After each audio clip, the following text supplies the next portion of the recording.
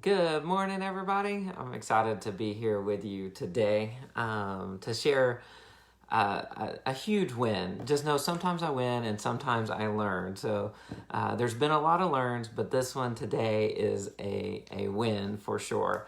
And that win is, what the quote says. So it says, an inheritance is something that you leave for someone, a legacy is something you leave in someone. Man, it was huge. And this goes back to when Jacqueline and I attended a conference back in 2012 or 2013. We saw Dave Ramsey talking about finances and what he did with his daughter in a book called Smart Money, Smart Kids. And it really resonated with Jacqueline and I and something that we wanted to do. And that's this. We wanted to help them get a car when they're 16, but we didn't want to just give something to them. We wanted them to earn it. So what we did is we set up a plan where we would match anything that they earned towards their car. And so we did it with our first child, and now with Will. He just turned 16 the other day. And when he turned 16, he was able to get a truck, a used truck that he had worked for. This had built in things like ownership, character, integrity, work ethic, right? All of these things that had built inside of him that was just awesome. So he started working when he was 13 to earn money. And at 14, he got a job bussing tables, making minimum wage, and just kept saving his money so that he could get a vehicle when he turned 16. And then when COVID hit, couldn't work at the restaurant anymore, so switched over to Sonic and started car hopping, delivering drinks, taking orders, doing that stuff to earn enough money to where we could match and he could have something paid for when he turned 16. So our oldest daughter's done it, and now Will has done it. And this has just been a huge win. And the hardest thing is the hardest work we have to do is building character in our children, or character in those that we lead. So it's more than what you leave for someone. It's what you leave in someone. I had another mentor that he said he wanted his last check to bounce. In other words, he wasn't going to leave an inheritance. And I was like, I didn't understand it, so I've really reflected on it. And what he meant by that was, man, I want to build into my kids all the things that they need for them to be successful so that they can create their own success. I want to leave something in them, not just for them. Now, again, sometimes we win, sometimes we learn. I think this is a huge win. And I wanted to share two other thoughts with you around parenting that have helped Jacqueline and I so much. And this really goes into leadership as well. And it's positional influence, positional authority over influence. When your kids are young, when they're born, okay, and they're 0, you have a lot of positional authority.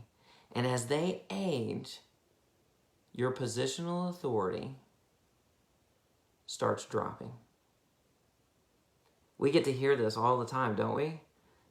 How do parents start talking about when their kids become teenagers? Right? What starts happening? You start losing that positional authority over your children. When they turn 16, 17, 18. How much positional authority do you have once they're 18? Maybe a little bit when they're still in college, and you try to hold on to as much as you can. What we want to do is when they're 0, we have something else that's called influence. And we want to be able to grow our influence as they age. How you grow your influence as they age, just like you grow your influence in a position, the ultimate way is through respect. The worst way, right, to influence someone is through force. What do we do as parents sometimes? Right? That's a lot of my learns, like in growing my children and becoming a better leader is, man, force is the worst way to influence. Respect is the best way. And that doesn't mean, hey, I just need to be their friend.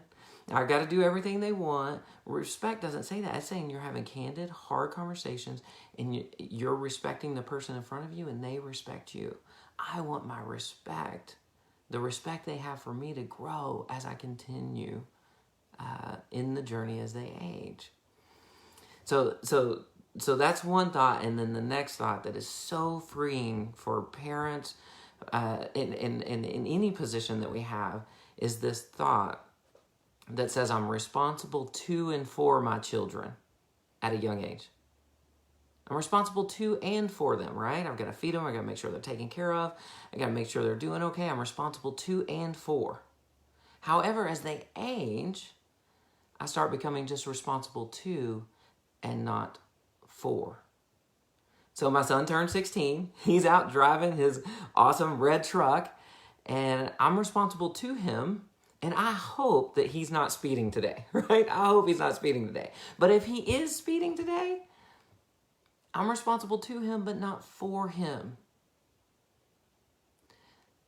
So what are you leaving in your children? I hope it's character. I hope it's work ethic. I hope it's integrity.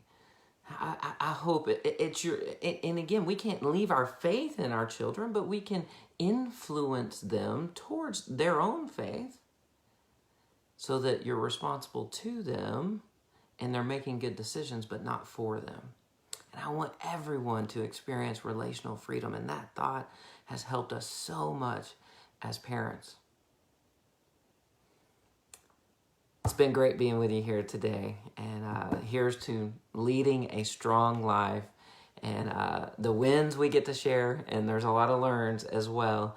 I hope this helps encourage all of you, whether you've got kids that are maybe way younger or kids that are older and that are already doing stuff on the responsible to and for. All right, make it a great day.